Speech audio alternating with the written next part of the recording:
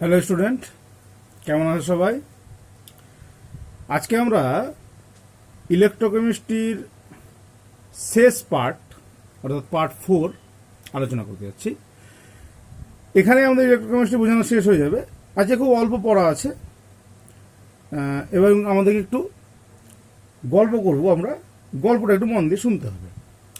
দেখো, প্রথমে আমি এখানে হেডিং দিয়েছি দ্রবণের গাঢ়ত্বের উপর আপেক্ষিক পরিবাহিতার নির্ভরতা।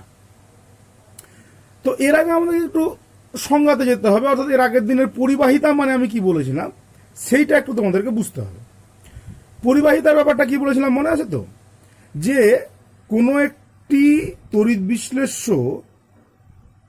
দ্রবণে বিয়োজিত হওয়ার পর যতগুলো আয়ন উৎপন্ন করে সেই আয়নগুলো কি করে? কারেন্ট পরিবহন করে। তো সেই আয়নগুলো যতগুলো কারেন্ট পরিবহন করবে সেটাই হবে কি? তার পরিবাহিতা। অর্থাৎ আয়নের সংখ্যা যত বাড়বে পরিবাহিতা তত বাড়বে। এবার আমরা যদি বুঝতে পারি আয়নের সংখ্যা বাড়ছে তাহলে পরিবাহিতা বাড়বে। তার জন্য একটা এক্সাম্পল বলি। সমুদ্রের জলের মধ্যে যদি 2 চামচ লবণ দিয়ে দিই তাহলে আয়নের সংখ্যা বাড়বে না কমবে? ম্যাথামেটিক্যালি তো বাড়বে, কিন্তু আমরা কি বুঝতে পারবো? না, পারবো না, এবং সেটা পরীক্ষা করেও মাপা যাবে না। সুতরাং আয়নের সংখ্যা বাড়ছে না সেটা বোঝার জন্য আগে একটা নির্দিষ্ট আয়তনকে আমাদেরকে ধরে নিতে হবে। ওই জন্য দেখো আমি লিখেছি, যদি দ্রবণের প্রতি একক আয়তনে অর্থাৎ 1 লিটারের মধ্যে আয়নের সংখ্যা বাড়ে তবে আপেক্ষিক পরিবাহিতার মান বাড়ে। শুধু আপেক্ষিক পরিবাহিতা নয়, যে কোনো পরিবাহিতার মান যদি আয়নের সংখ্যা বাড়ে একক আয়তনের মধ্যে তাহলেই তার পরিবাহিতাটা বাড়বে। তাহলে আমি এখানে লিখে দাও গাঢ়ত্ব বাড়ালাম। তাহলে গাঢ়ত্ব বাড়ালাম মানে কি? আগে যদি লবণ ছিল এখন আর একটু বেশি লবণ দিলাম, তা নিশ্চয়ই আয়নের সংখ্যাটা বাড়বে। তাহলে মৃদু এবং তীব্র উভয় তড়িৎ বিশ্লেষ্যর ক্ষেত্রেই আপেক্ষিক পরিবাহিতার মান বেড়ে যাবে যদি আমি গাঢ়ত্বটা বাড়িয়ে দিই। যদি গাঢ়ত্ব কমিয়ে দিই তাহলে কি হবে? অবশ্যই কমে যাবে।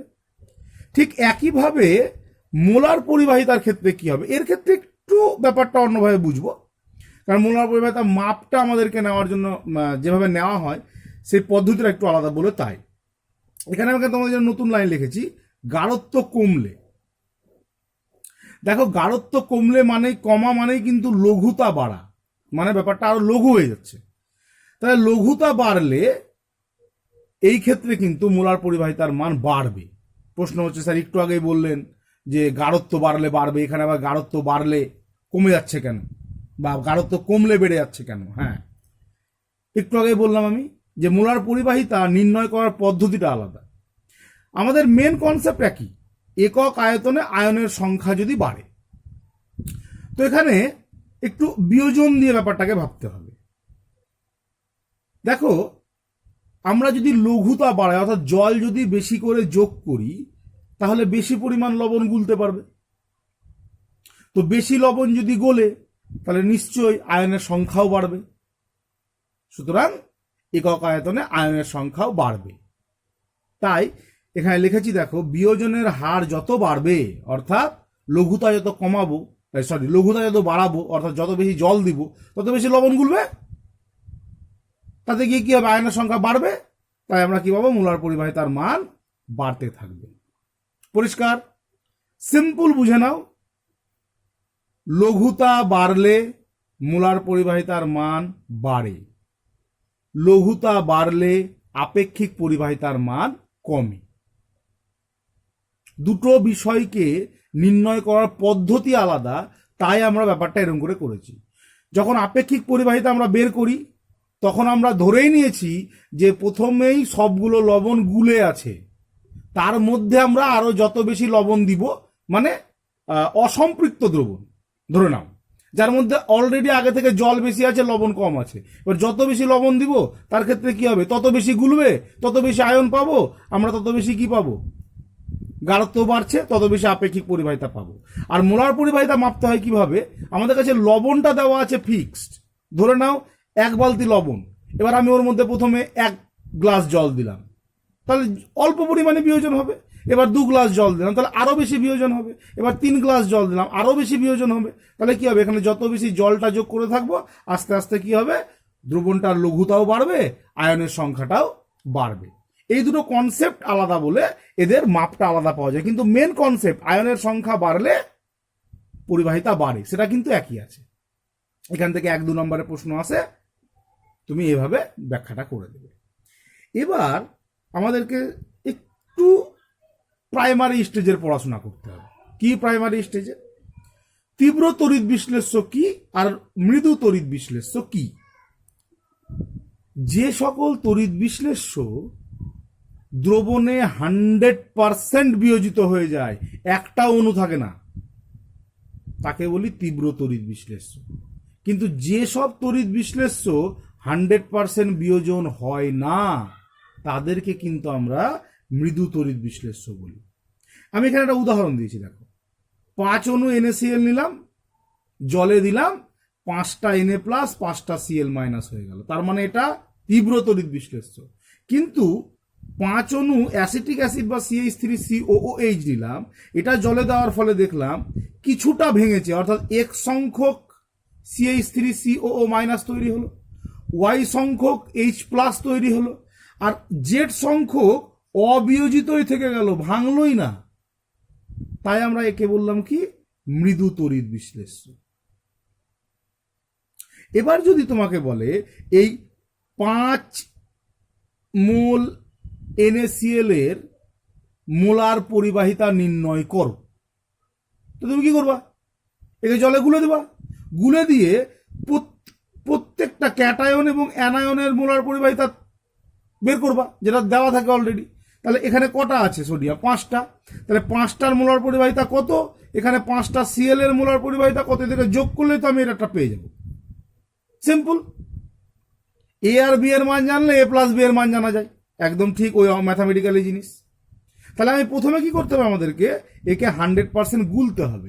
তার মানে আমি জল দিতেই থাকবো, একটা সময় গিয়ে সম্পূর্ণ গুলে যাবে।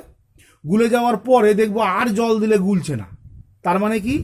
সেটা হয়ে গেল অসীম লঘুতা।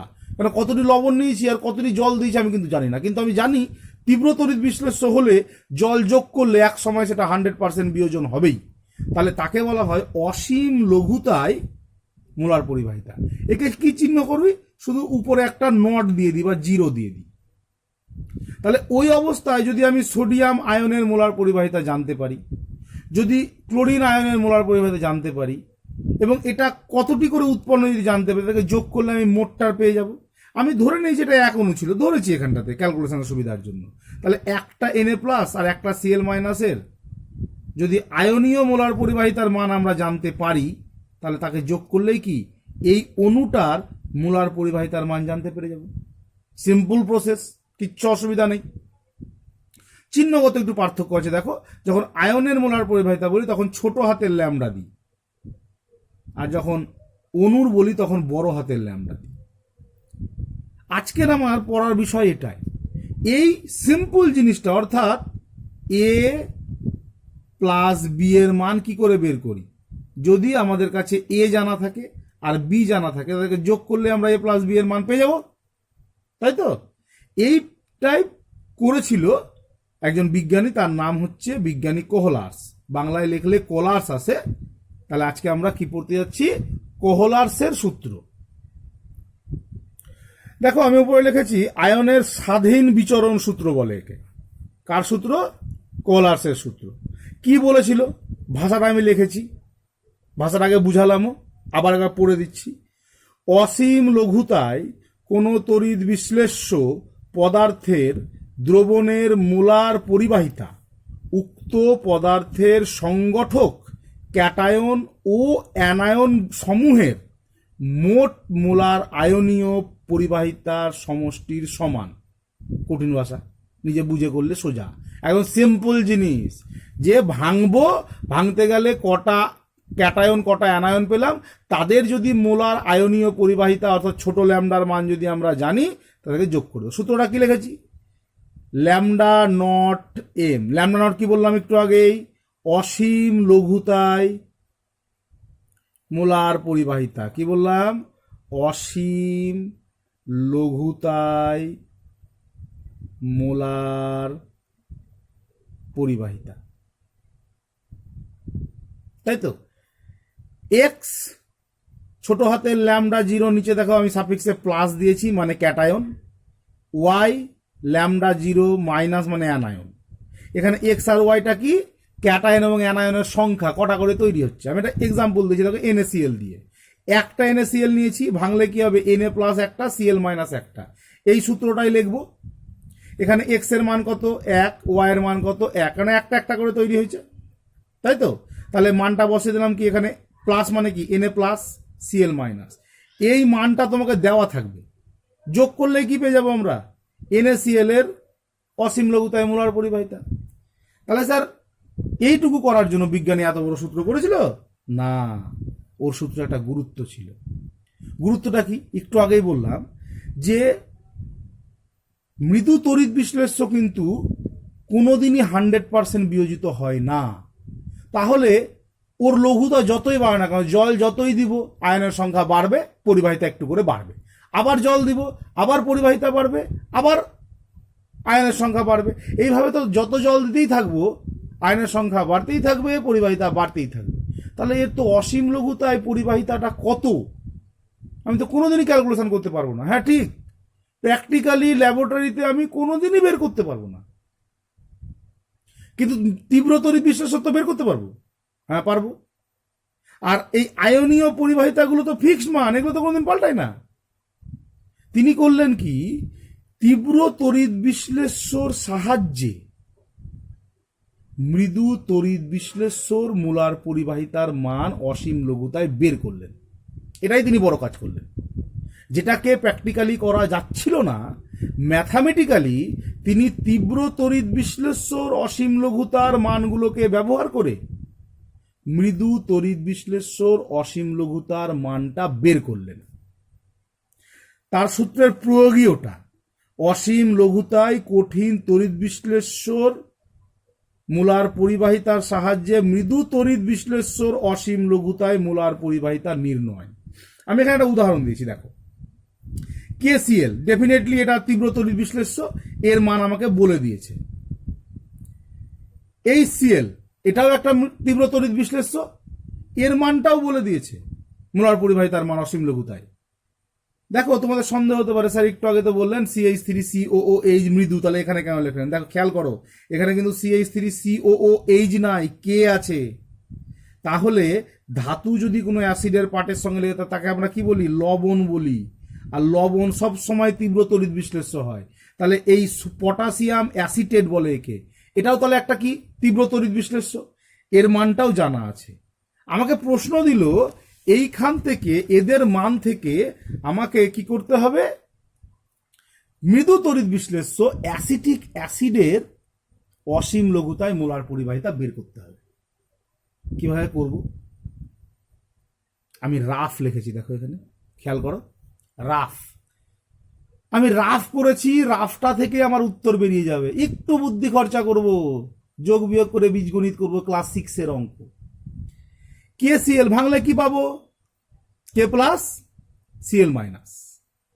HCl ভাঙলে কি পাবো, H plus Cl minus. CH3COOK ভাঙলে কি পাবো, CH3COO মাইনাস K প্লাস। আর আমাদের কাকে বের করতে বলেছে, অ্যাসিটিক অ্যাসিড। তাহলে ধরে নিচ্ছি এটা তো এক সময় না এক সময় ভাঙবেই, সেটাই তো আমাদের অসীম লঘুতা।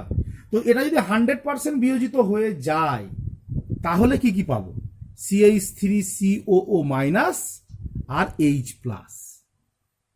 তাহলে আমাদের একদম পাতি বাংলা কথায় পরিষ্কারভাবে বুঝতে হবে, উপরের এই তিনটা সমীকরণ থেকে আমাকে CH3COO minus plus H plus এটা বানাতে হবে। তাহলে আমাকে দেখতে হবে CH3COO মাইনাসটা কোথায় আছে। দেখো এর ক্ষেত্রে, এই সমীকরণটার ক্ষেত্রে কি আছে, CH3COO মাইনাস, আর কি আছে H প্লাস, কোথায় আছে, এইখানে আছে H প্লাস। তার মানে বুঝতেই পারছি এই দুটোর মানকে কি করতে হবে, যোগ করতে হবে। হ্যাঁ, আর এটাকে কি করতে হবে, বাদ করতে হবে, বিয়োগ, এটাকে বাদ। তাহলে এখানে কি করতে হবে, এটাকে বিয়োগ করতে হবে। হ্যাঁ ঠিক, আমি যদি এই দুটোর মানকে যোগ করি, এটা বাদ দিয়ে দিই, শুধু এ দুটোই পড়ে থাকবে, বাকি সব কেটে কুটে শেষ হয়ে যাবে। আমি তাহলে নিচে কি লিখবো, এবার অ্যান্সার সলিউশন করছি। ওটা উপরে করলাম কি আমরা রাফ, এবার সলিউশনটা করছি অঙ্ক যেভাবে করে। ল্যামডা 0 m ব্র্যাকেটে কি CH3 COOH, এটা আমাকে করতে হবে, সমান এটাকে ভাঙলে কি পাবো, ছোট হাতের lambda 0 CH3 COO minus plus কি ছোট হাতের ল্যামডা 0 H প্লাস। ওকে, আর কিছু দেখা দেখির দরকার নাই।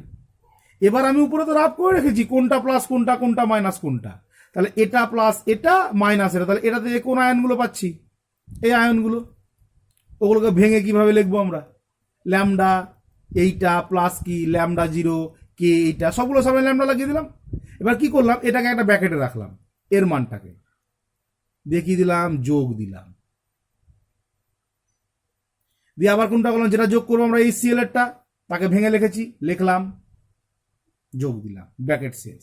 বিয়োগ করবো কোনটা, KCl কে বিয়োগ করলাম। এবার তুমি মনে মনে দেখে নাও কোনটা যোগ কোনটা বিয়োগ হচ্ছে, তাহলে দেখো এগুলো কেটে যাচ্ছে, কে প্লাস দেখো নাই হয়ে যাবে, Cl মাইনাস দেখো কেটে যাবে, পড়ে থাকবে কে, শুধু দেখো এইটা আর এইটা। তার মানে এটা কার মান, এটা হচ্ছে ল্যামডা 0 m কার CH3 COOK plus lambda 0 m ব্র্যাকেটে কি HCl, এখান থেকে পেলাম, মাইনাস ল্যামডা 0 m ব্র্যাকেটে কি পেলাম KCl। তাহলে এর মান তো আমরা এর আগেই দেখে এসেছি, দেখো এখানে মান দিয়ে দেওয়া আছে,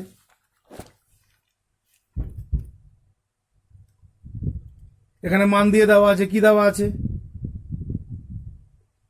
এই যে KCl এর মান দেওয়া আছে, HCl এর মান দেওয়া আছে, CH3 COOK এর মান দেওয়া আছে। CH3 COOK এর মান কত দেওয়া আছে, 30 50 149। আমি মানগুলো বসিয়ে দিচ্ছি, 30 যোগ 50 মাইনাস 149, যোগ করলাম 80, মানে তো মাইনাস আসলো। এটা একটা রাফ ক্যালকুলেশন, আমি নিজের মন থেকে বানিয়ে দিয়েছি, তোমাদের এরকম মাইনাসের মান কখনো আসবে না, সুতরাং চিন্তা নেই। সবার কাছে তাহলে অঙ্কটা পরিষ্কার। এইভাবেই কোহলার্সের সূত্রকে অ্যাপ্লাই করে আমাদেরকে বিভিন্ন ধরনের মৃদু তড়িৎ বিশ্লেষ্যর মান বের করতে দিবে মুলার পরিবাহিতার। একদম সিম্পল অঙ্ক, বুঝতেই পারছো, বুদ্ধি খাটিয়ে যেটাকে বের করতে বলবে সেটা রাখতে হবে, বাকিগুলোকে বাদ করতে হবে। তার জন্য অপনয়নের মতো করে কি করতে হতে পারে, এই সমীকরণকে 5 দিয়ে গুণ, একে 2 দিয়ে গুণ, একে 1 দিয়ে গুণ, এগুলো করতে হতেই পারে, কিন্তু আলটিমেটলি যা চাইবে সেটা যেন আমার বেরায়। ওকে, ঠিক। এবার আমরা কয়েকটা সূত্র পড়বো, যেগুলো তোমরা ফিজিক্সেও পড়েছো, সেই সূত্রগুলোকে একটু অ্যাপ্লাই করবো। মৃদু তড়িৎ বিশ্লেষ্যর বিয়োজন মাত্রা, এই বিয়োজন মাত্রাকে আলফা দিয়ে ডিনোট করে, এটার মান হচ্ছে lambda m by lambda 0 m, অর্থাৎ মুলার পরিবাহিতা বাই অসীম লঘুতায় মুলার পরিবাহিতা। এটা দিয়ে আমরা বিয়োজন মাত্রা বের করি। অঙ্ক কত দিবে, বিয়োজন মাত্রা নির্ণয় করো, বলে দেবে ল্যামডা m এর মান, ল্যামডা 0 m এর মান, বসাবা, হয়ে যাবে। এবার আছে ফ্যারাডের প্রথম সূত্র, ফিজিক্সে পড়েছো, ফ্যারাডের প্রথম সূত্র আমি গাণিতিক রূপ লিখেছি, ডাব্লু ভ্যারিজিয়াস কিউ। ডাব্লু মানে কি, তড়িৎদ্বারে কতটা ধাতু উৎপন্ন হচ্ছে, একটু ভেঙেই বলি। একটা আমরা কিনলাম ভোল্টীয় কোর্স নিলাম, ওর মধ্যে গিয়ে তড়িৎ বিশ্লেষণ করাচ্ছি, তাতে গিয়ে কতটা কারেন্ট পাঠাতে গেলে তড়িৎদ্বারে কতটি ধাতু জমা হবে সেটাই ফ্যারাডে বলে। তাহলে এখানে ডাব্লুটা হচ্ছে কি, তড়িৎদ্বারে কতটি ধাতু জমা হচ্ছে আর আমি কতটি কারেন্ট পাঠাচ্ছি। ওকে,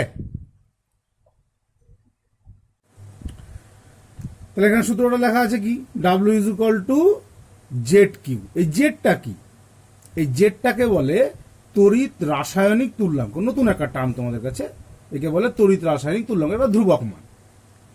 আর আমরা আর একটা জিনিসও জানি, Q is equal to I T, coulomb সমান সমান কি তড়িৎ প্রবাহ মাত্রা ইন্টু টাইম, ফিজিক্সের জিনিস।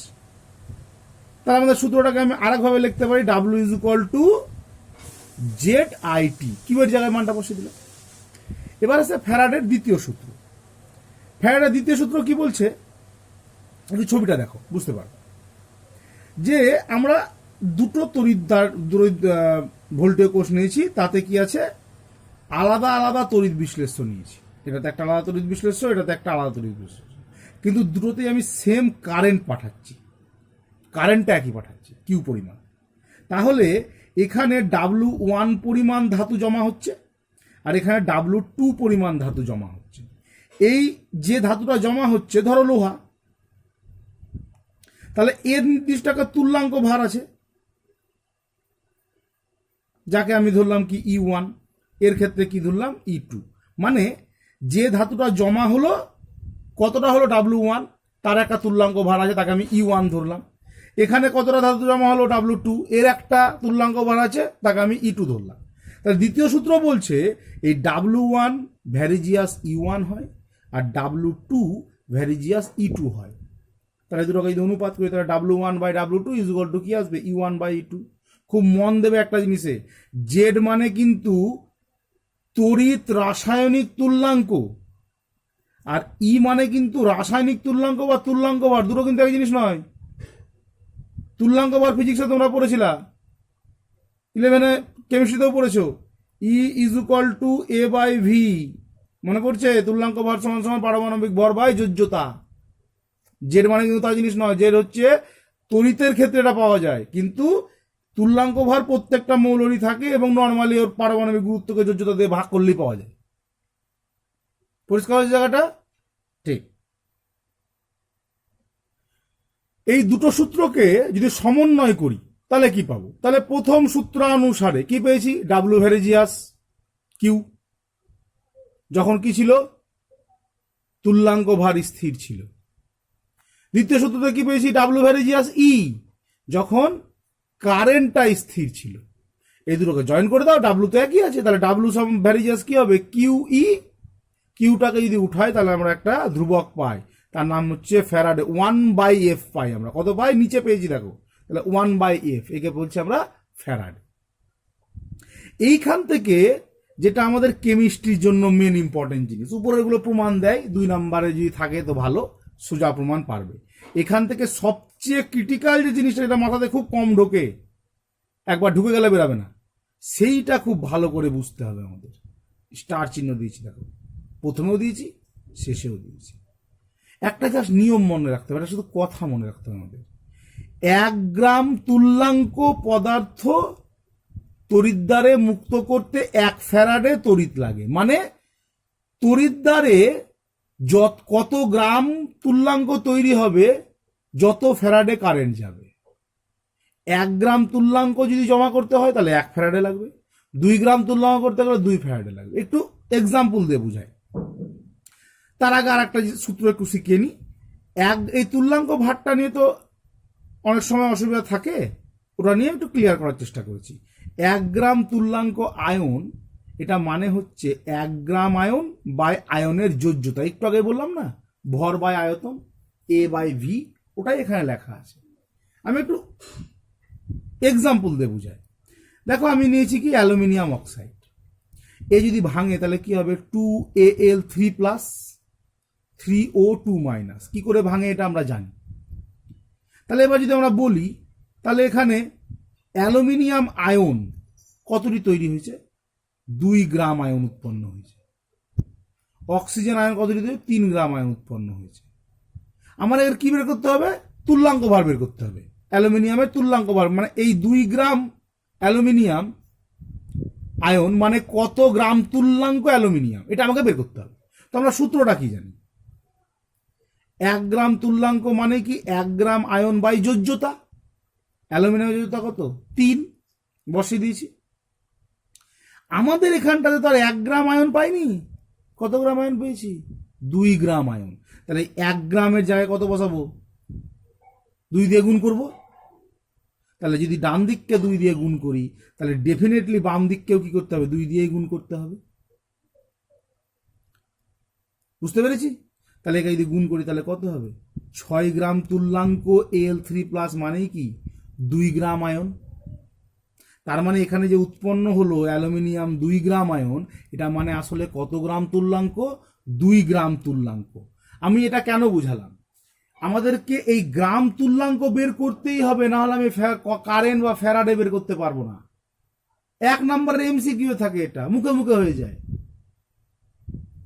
যোজ্যতা আর সামনের আয়নকে গুণ করলেই আমরা কি পেয়ে যাব? গ্রাম তুল্যাঙ্ক পেয়ে যাব। 3 × 2 = 6, এত গ্রাম তুল্যাঙ্ক। সিম্পল নিয়ম, অসুবিধা নেই। বুঝতে পারা গেছে? তাহলে এই গ্রাম তুল্যাঙ্কটা বের করা একটু বারবার করে অভ্যাস। আমি আর একটা বলি, যদি তোমাকে এরকম দেওয়া থাকতো, ধরে নাও MgCl2, ভাঙতে গেলে কি হবে? Mg2 প্লাস কি 2Cl মাইনাস। বলো তো এটা কত গ্রাম? 1 গ্রাম আয়ন, তাই না? এটা মানে যদি তোমাকে বলা হয় যে 1 গ্রাম আয়ন Mg2+ সমান ড্যাশ গ্রাম তুল্যাঙ্ক Mg2+, কি উত্তর দেবে? এখন একটা ট্রিক শিখিয়েছি। Mg এর মাথার উপর কত আছে? 2, সামনে কত আছে? 1, 2 × 2 গ্রাম তুল্যাঙ্ক। সিম্পল। আমাকে শুধু গ্রাম আয়ন থেকে গ্রাম তুল্যাঙ্কটা বের করতে যাবে। ওকে, ঠিক। এবার ওই প্রশ্নটারই যেটা আমাদের প্রশ্ন আসে সেইটা লিখেছি আমি এখানে। দেখো, 1 মোল L2O3 কে সম্পূর্ণ বিয়োজিত করে অ্যালুমিনিয়াম এবং অক্সিজেন উৎপন্ন করতে কত তড়িতের প্রয়োজন, মানে কত ফ্যারাডে কারেন্টের প্রয়োজন। তাহলে একটু আগে কি দেখলাম? কত গ্রাম তুল্যাঙ্ক পেলাম আমরা? 6 গ্রাম তুল্যাঙ্ক, মানে কত ফ্যারাডে? 6 ফ্যারাডে। এই জন্য এটার নাম্বার থাকে 1। পরিষ্কার হয়েছে? ঠিক। এবার এর আগে F, E আর Z এর মধ্যে রিলেশন একটা প্রমাণ করে দেয়। F মানে কি আমরা জানি, ফ্যারাডে। দেখো কিছুই নাই, আমাদের প্রথম সূত্র থেকে আমরা জানি কি W = ZQ। সমন্বয় সূত্র থেকে কি জানি? W = QE/F। কারণ আমাদেরকে যখন সম্পর্ক বের করতে বলেছে, আমাদেরকে এমন দুটো জিনিস নিতে হবে যার মধ্যে কি এই সবগুলোই থাকে। তাহলে প্রথম সূত্র থেকে W = ZQ পাবো, আর সমন্বয় সূত্র থেকে পাবো কি W = QE/F। এই দুটো সমান। তাহলে 1 নম্বর 2 নম্বর সমীকরণ থেকে এই দুটোকে সমান করে পাই। F = QE/QZ। QQ কেটে গেল, তাহলে F = E/Z। আরেকটা সূত্র, E মানে ইলেকট্রনের আধান সমান ফ্যারাডে বা অ্যাভোগাড্রো সংখ্যা। এগুলো অঙ্কর জন্য ব্যবহার হয়। আজকে আমাদের পড়া এইটুকুই। তাহলে তোমাদের মনে হবে ভিডিওটা দেখে হয়তো অনেক বড় পড়া, শুধু গল্পই বেশি আছে, পড়া কম আছে। কি পড়লাম একটু জাস্ট বলে নি, যত শর্টে হয়। আমরা পড়লাম মোলার পরিবাহিতা এবং আপেক্ষিক পরিবাহিতা দ্রবণের গাঢ়ত্বের উপর কিভাবে নির্ভর করে। আমরা সেই জায়গাটা বুঝতে পেরে গেছি, অসুবিধা নেই। তারপরে আমরা পড়লাম আজকে আমাদের মেন যেটা জিনিস ছিল সেটা হচ্ছে অসীম লঘুতায় মোলার পরিবাহিতা। তাকে আমরা কি দিয়ে চিহ্নিত করেছিলাম? λ0m। তীব্র তড়িৎ বিশ্বস্তর ক্ষেত্রে এটা ক্যালকুলেট করা যায়, কিন্তু মৃদু তড়িৎ বিশ্বস্তর ক্ষেত্রে ল্যাবরেটরিতে এটাকে বের করা যায় না।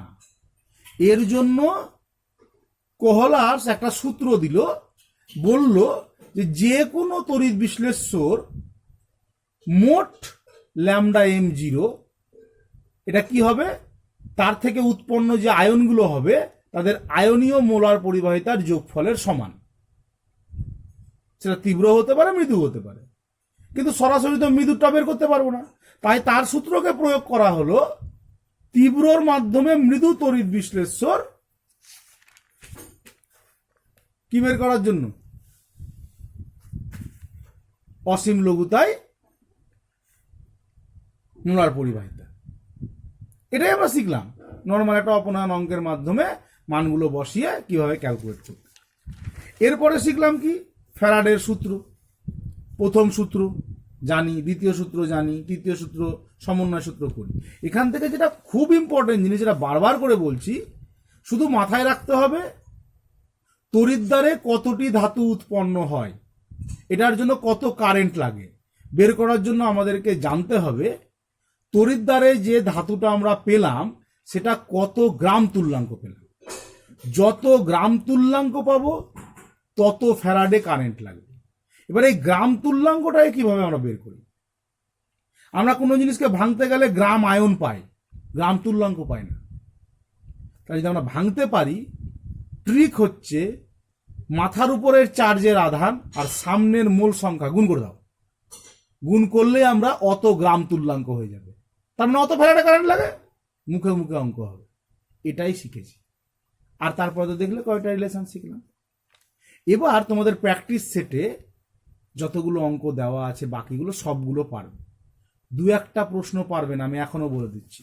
আমাদের সিলেবাসে আর একটু আছে, সেটা হচ্ছে ব্যাটারি আছে আমাদের 3 ধরনের: primary battery, secondary battery, chargeable battery, নির্জল ব্যাটারি, জ্বালানি ব্যাটারি।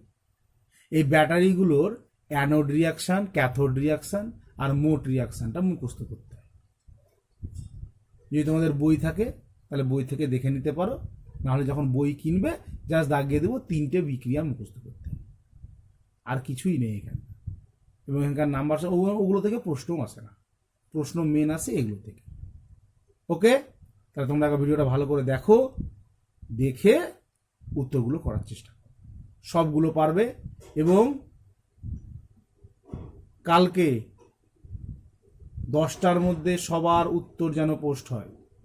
কারোর কোনো ডাউট থাকলে সরাসরি আমাকে ফোন করে নেবে। ওকে।